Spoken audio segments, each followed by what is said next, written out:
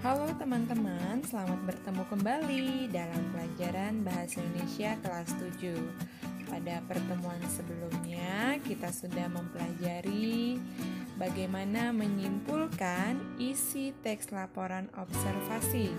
Nah, untuk kali ini kita akan mempelajari bagaimana menelaah struktur dalam teks hasil observasi. Baik, struktur teks laporan hasil observasi. Yang pertama ada pernyataan umum, yang kedua deskripsi bagian, dan yang ketiga simpulan. Nah, di dalam simpulan ini boleh ada, boleh tidak ada.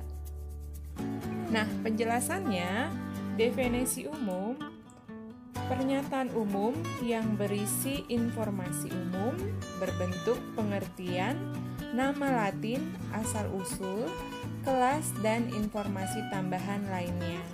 Biasanya menggunakan kata adalah dan merupakan. Yang kedua, deskripsi bagian. Deskripsi bagian berisikan perincian bagian objek, manfaat, dan jenis. Dan juga terdapat kata sambung yang biasanya digunakan, yaitu menggunakan kata sambung, yaitu dan, selain itu, di samping itu, dan lain-lain. Dan yang ketiga yaitu simpulan.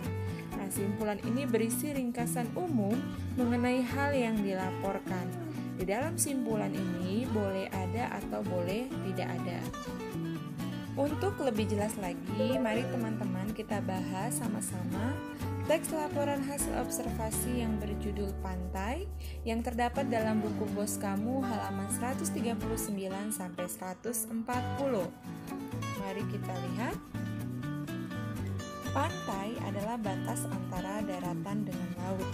Batas ini merupakan zona laut sampai dengan kedalaman 200 meter, garis isobat 200 meter. Jadi, sifat-sifat pantai sama dengan daratan. Menurut bentuknya, ada 4 macam pantai, yaitu pantai landai, pantai curam, pantai bertebing, dan pantai karang. Nah, paragraf ini merupakan definisi umum atau gambaran umum. Mengapa? Karena pada paragraf ini menjelaskan definisi dan informasi umum mengenai pantai. Paragraf kedua atau paragraf selanjutnya, pantai landai memiliki ciri pantai yang permukaannya relatif datar.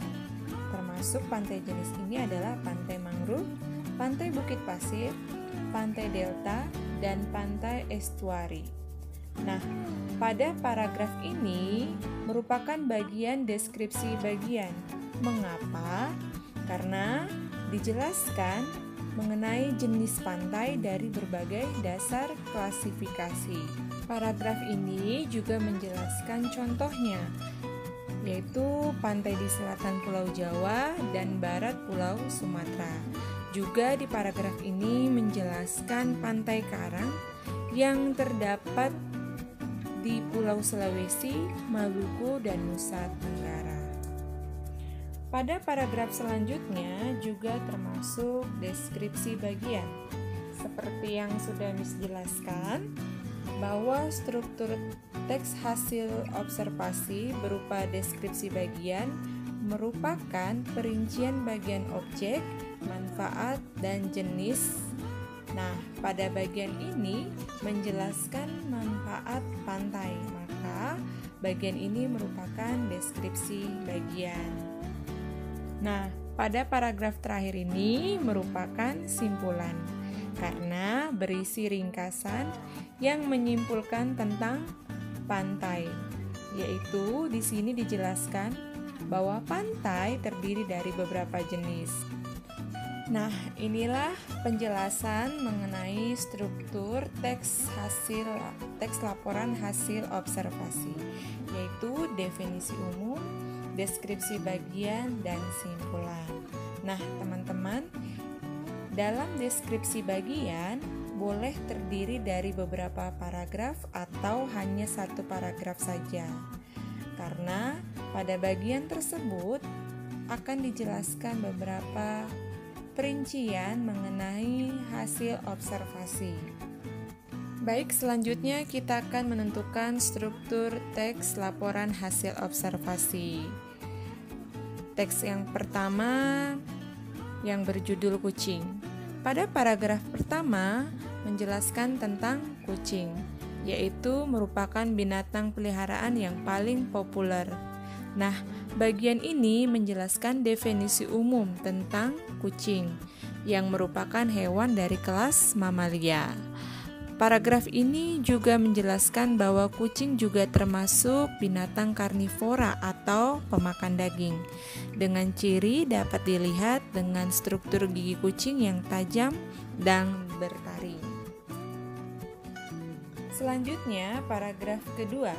Pada paragraf kedua menjelaskan tentang pengelompokan kucing.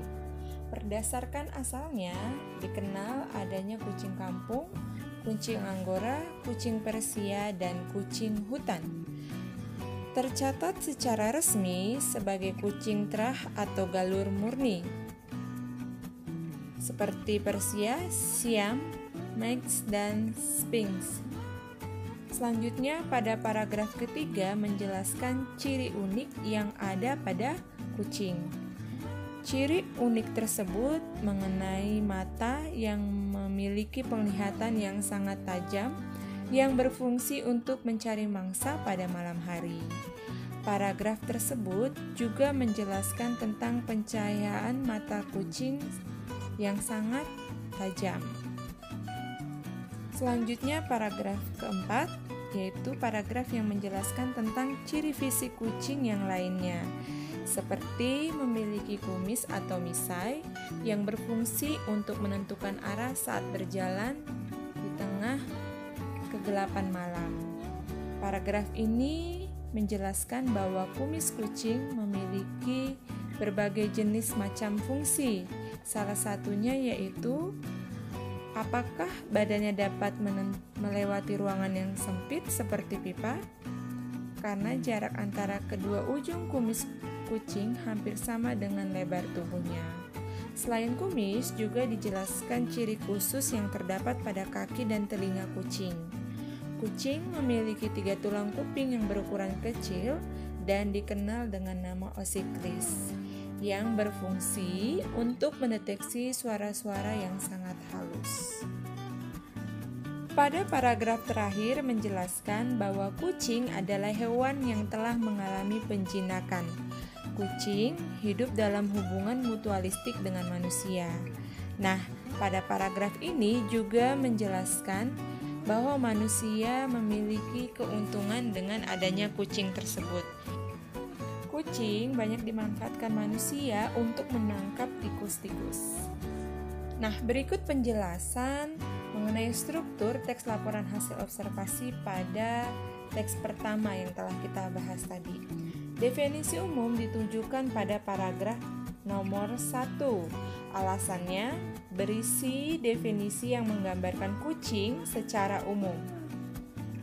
Untuk deskripsi bagian ditunjukkan pada paragraf 2, 3, 4, dan 5. Alasannya karena dalam paragraf tersebut menjelaskan tentang kucing secara detail dan sistematis, mulai dari pengelompokan kucing, mata kucing yang unik, ciri fisik kucing, dan manfaat kucing bagi manusia. Demikian penjelasan dari Miss mengenai struktur teks laporan hasil observasi.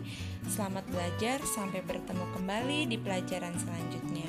Terima kasih, salam sehat untuk kita semua.